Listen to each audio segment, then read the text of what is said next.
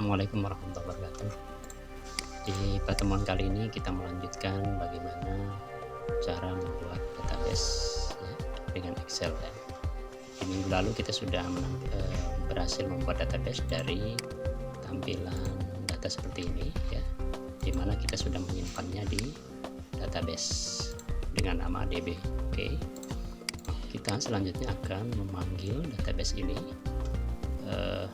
di sheet berikutnya. Katakanlah kita di sheet 2 kita edit menjadi cetak seperti ini, cetak. Kemudian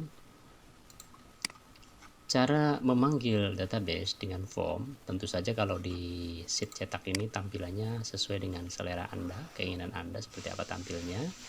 Apakah dia berupa surat panggilan, surat keterangan, atau keterangan nilai, atau data, formulir data karyawan atau mahasiswa atau siswa, terserah yang Anda butuhkan. Di sini anggap saja sebagai data siswa.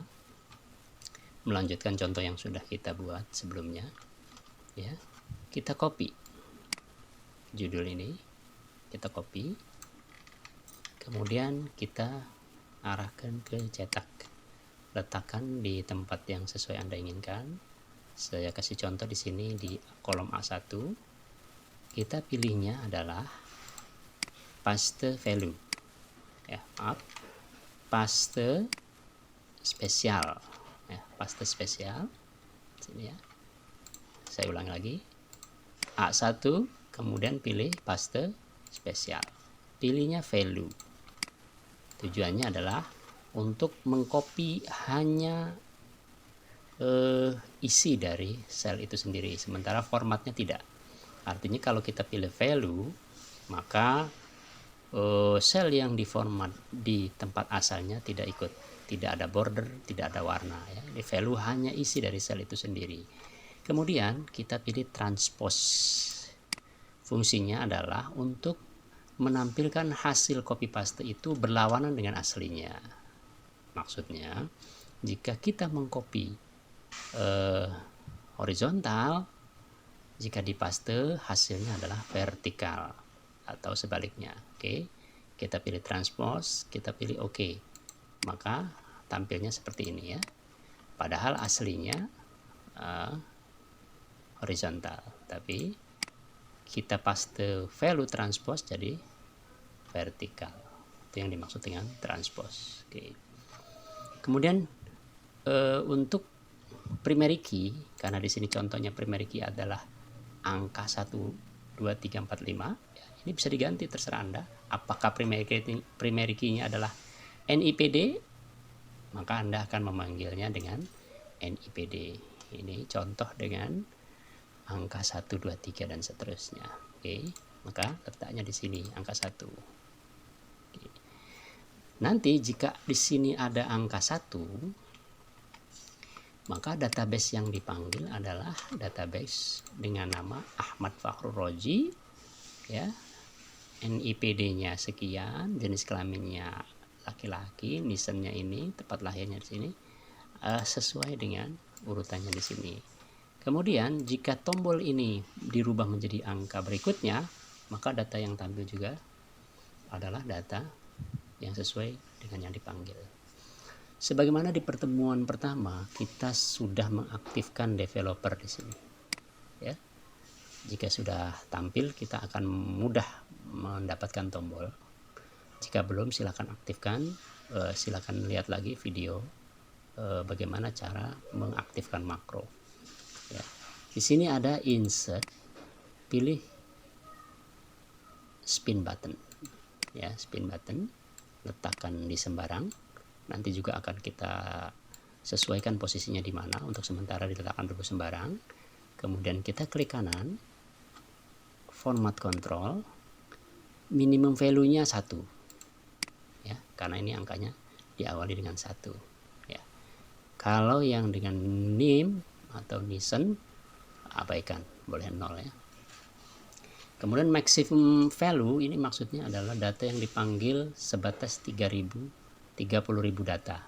Jika mahasiswa atau siswa atau karyawan yang ada dalam database itu lebih dari 30.000, maka dia kalau dipanggil misalnya ini 30.001, maka datanya akan kosong atau tidak ada, ya. Pastikan sel yang dipilih atau cell link ini, ya, kita klik, arahkan pada B1, ya, lalu tekan enter. Oke. Nah, maka klik di sembarang tempat. Jika ini dimainkan, maka angka akan berubah mengikuti urutan dari angka 1 sampai 30.000. Oke. Bagaimana dengan nama NIPD, ya, jenis kelamin, mission, dan seterusnya diisi? Nah, ini kita menggunakan rumus, ya. Sudah saya sediakan rumusnya. Ini rumusnya, ya. Harus kita pahami dulu sebelum kita memulai memasukkan rumus. Akan saya jelaskan dulu maksudnya.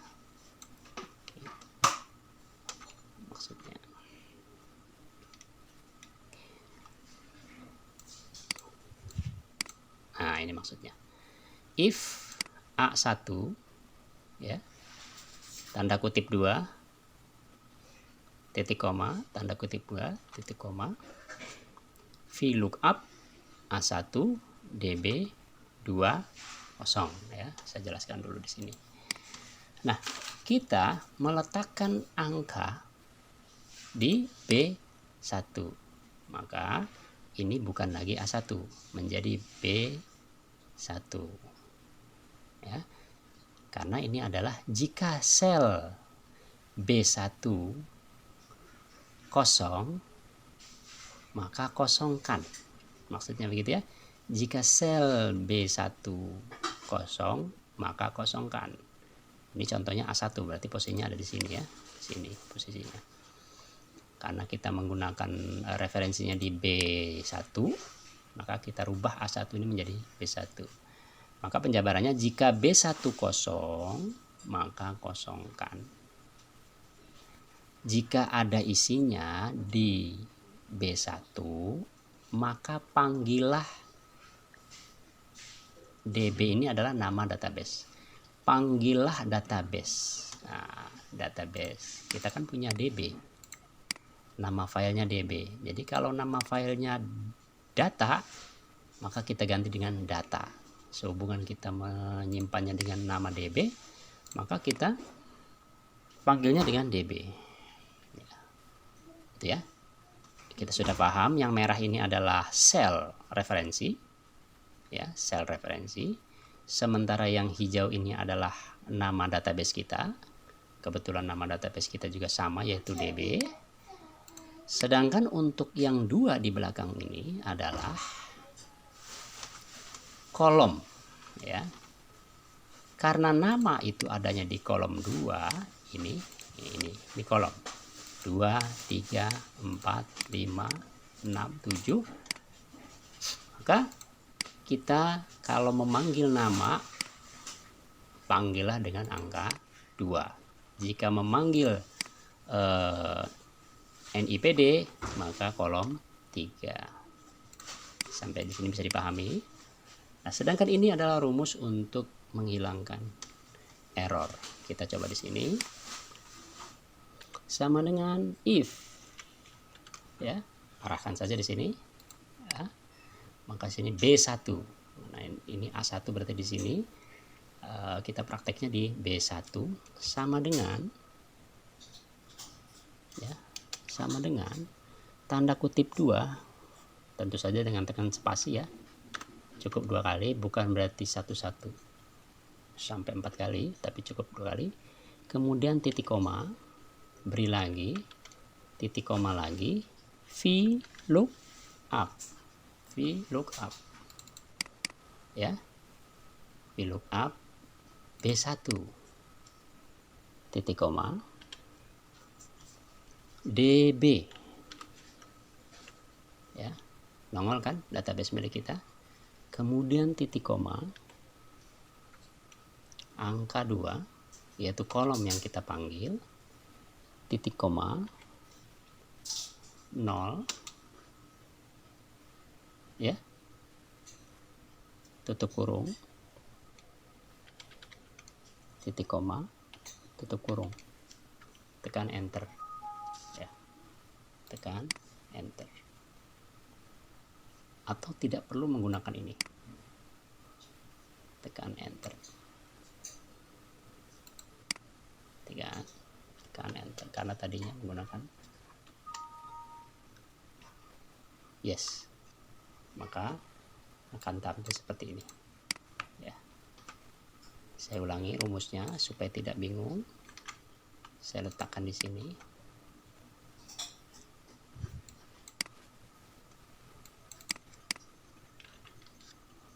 Nah, ini rumusnya ya.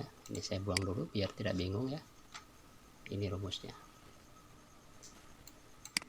supaya lebih jelas lagi. Kita perbesar.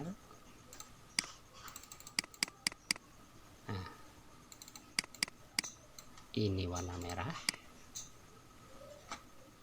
B1 nya warna merah ya, DB warna hijau, kemudian ini warna ungu ya. Maka dia akan terpanggil sesuai dengan angka yang ada di sini ya. Coba kita praktekkan dengan tombol. Nah, dia mengikuti apa yang ada di database. Oke, selanjutnya kita teruskan ke yang paling bawah, tapi sebelum itu kita harus memberikan rumus absolut. Apa itu rumus absolut? Rumus absolut itu adalah menambahkan tanda dolar di depan alamat sel ya, depan huruf sel dan ya, dari huruf dan angka, sama dengan di sini. Nah, posisinya seperti ini. Tanda dolar itu adalah absolut atau mengunci, karena referensi absolut adalah referensi yang mengarah hanya pada satu sel atau kolom yang terkunci. Kalau kita tidak menggunakan dolar, maka hasilnya akan seperti ini. Kenapa? Karena dia akan mereferensi ke kolom di bawahnya. Dia menjadi referensi dinamis. Begitu pula yang di bawah, maka akan mengikuti yang di atasnya. Maka kita harus menggunakan referensi absolut. Referensi dinamis mengarah pada sel yang sejajar, sementara referensi absolut adalah mengarah pada satu sel atau satu kolom. Secara manual kita bisa klik 2 kali di sini, kemudian kita tambahkan dolar. Untuk lebih praktisnya lagi, cukup kita klik pada formula, kita klik alamat sel, lalu tekan keyboard F4. Begitu pula yang di belakangnya, tekan juga F4. Maka dia akan mengunci sendiri, tekan enter, baru kita bisa mengcopy paste dengan cara menarik. Maka dia akan tampil seperti ini ya. Seperti yang dijelaskan sebelumnya, kenapa ini jadi nama semua? Karena di belakangnya kolomnya belum dirubah. Ini masih angka 2 semua. Ya. Maka kita rubah di sini 3. Ya. Tekan lagi ganti 4 dan seterusnya. Ya. Tekan lagi 5. Yang lagi 6. Tekan lagi 7 ya. Jadi tampilnya seperti ini. Nah, ini yang dimaksud dengan database ya, database. Kemudian apa fungsi ini? Jika B1 kosong, kosongkan. Ini maksudnya jika tidak diisi sama sekali, dia tidak ada data. bisa dipahami sampai sini ya. Nah, seperti ini. Mungkin sampai di sini dulu pembahasan mengenai database, dan ini adalah kolom pemanggilnya. Jangan lupa rumusnya, kemudian fungsi dari absolute. Saya akhiri. Semoga bermanfaat. Assalamualaikum warahmatullahi wabarakatuh.